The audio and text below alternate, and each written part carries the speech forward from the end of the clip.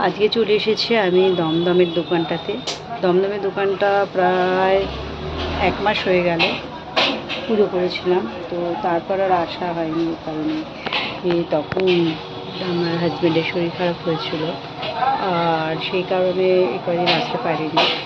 আর আজকে এসেছি কারণ একটু করে দোকানে আসতে হবে। আমি তো ওই দোকানটাতেই থাকি, আমাদের বৈশাখী ওখানে যে দোকানটা রয়েছে।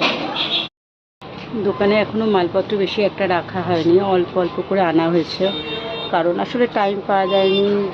মাঝখানে তো হাজব্যান্ডের এতটাই শরীর খারাপ হয়েছিল, তখন তো মানে হসপিটাল আর বাড়ি এটাই করতে হয়েছে। এখন একটু সুস্থ হয়েছে, এখন কাজকর্মগুলো আবার শুরু করেছে।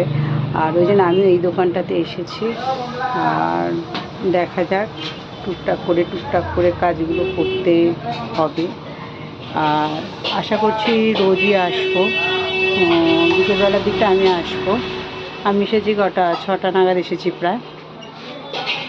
আর তারপর 6টা নাগাদ এসে এখন কটা বাজে, এখন 8:30 মতো বাজে।